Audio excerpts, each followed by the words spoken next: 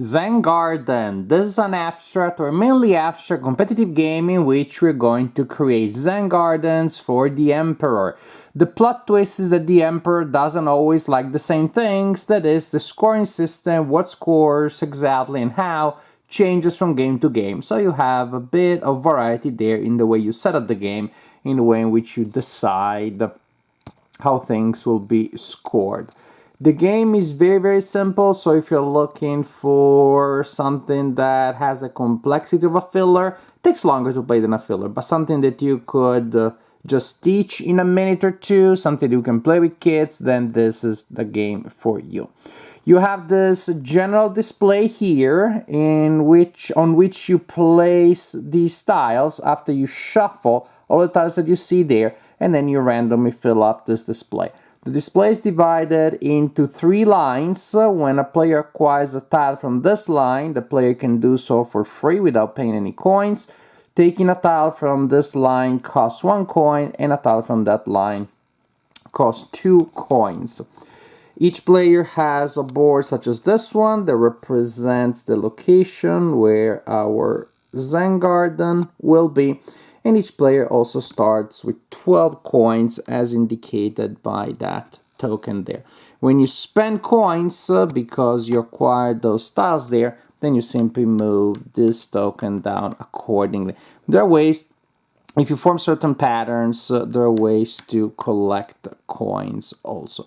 But you start with 12, and in most cases you will be losing them. Losing them is a lot easier than gaining them. Kind of like in life. Look at that. What important life lessons we're already learning. Another interesting element is the scoring display that you see here, which looks pretty nice, pretty cute, and it's modular. This part of the display here is the only one that you will have in every game. Then you choose which of these other ones you want to have from game to game. So maybe in this game we're going to use only these two, or maybe these two, and so on and so forth. We have some tiles that are randomly placed on whatever slots are visible in the parts of the scoring display that we have decided to use.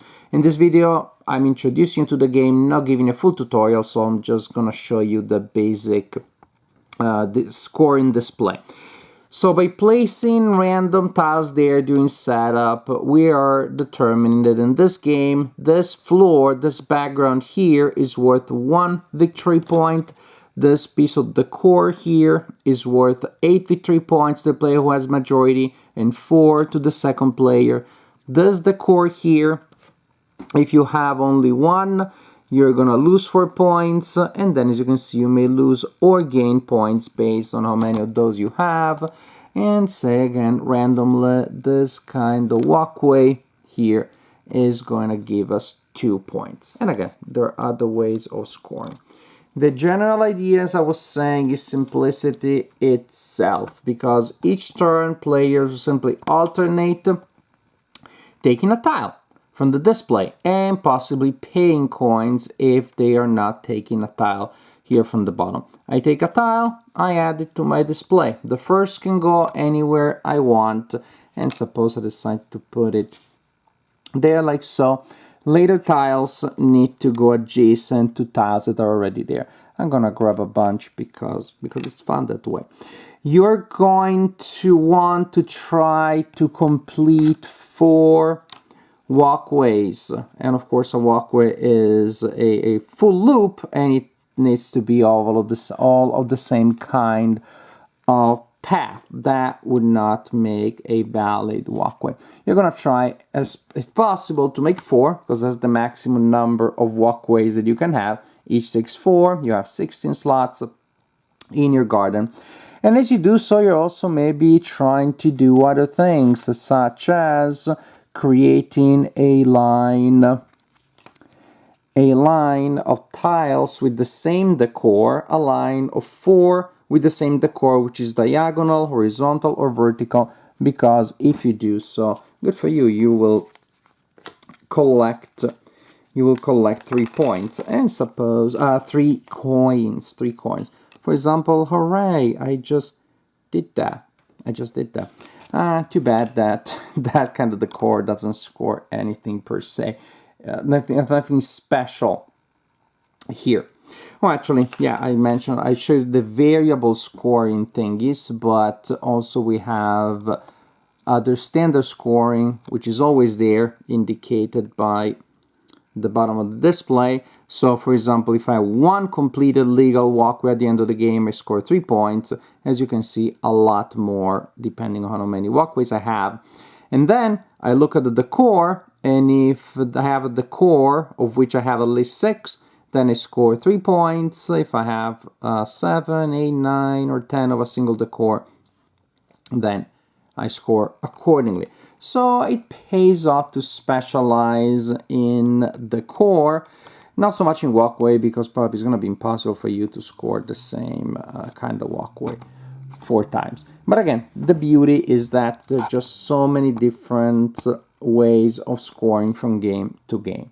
So once everybody has acquired a tile, you empty the bottom row in case it's not empty yet. You slide down all of the remaining tiles, and then you simply fill up the display. And that's it. Again, players alternate taking a tile, paying if they have to, adding the tile to their display. At the end of the round, you replenish the display. And that's it. That's how you play the game. At the end of the game, you collect points from all possible various sources. And at that point, the player with the highest score wins the game. Zen Garden. There is nothing wrong with this game. There's nothing that really doesn't work. There's no deal breaker. But somehow it's also missing something. It's a little bit bland. It doesn't have anything that makes it stand out from the offer of excellent abstract games that we've had in the last couple of years, from Azul to Calico. Get tiles, form patterns, score them.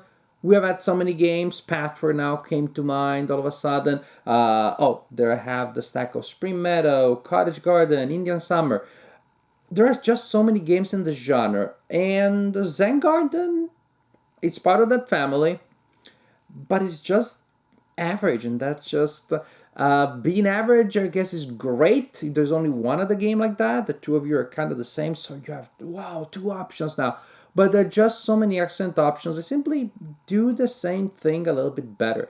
The one thing that is a plot twist here is the different ways in which you score, which can add some depth.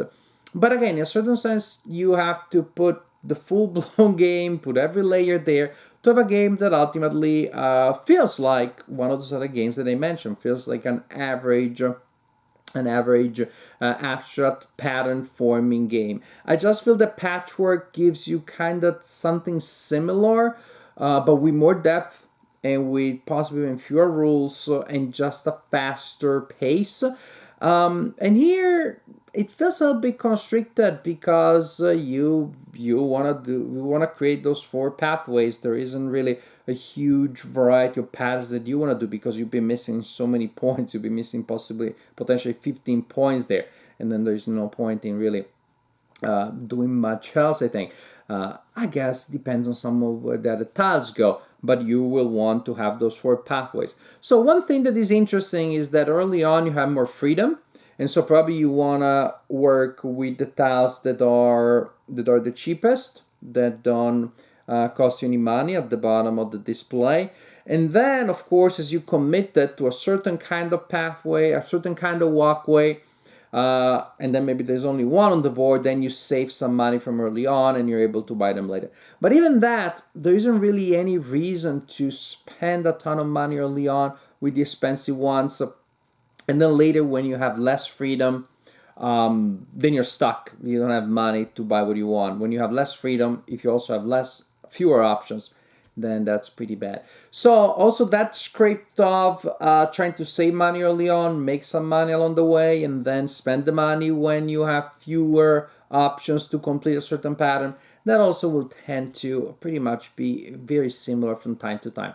So nothing wrong. This is a game that I can play with my daughters. There is that advantage. But then I can also play Calico with my daughters. I can also play Patchwork with my daughters. So If this game came out in 2005, I would have been like, wow, this is like really solid, stands out, pretty amazing. So I don't know, if somebody gives it to you as a present, that's great. I'm glad that you have it now. You can play it and enjoy it.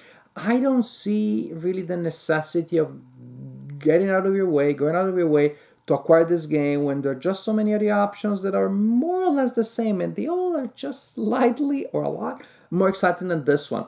Nothing wrong with Zen Garden, just pretty average in an age in which exceptional games come out fairly often. And so, or I guess that doesn't mean that the average now is higher than this one. I don't know. I'm not into semantics, but I like games. And I don't dislike Zen Garden, but there's really nothing that makes it stand out, unfortunately.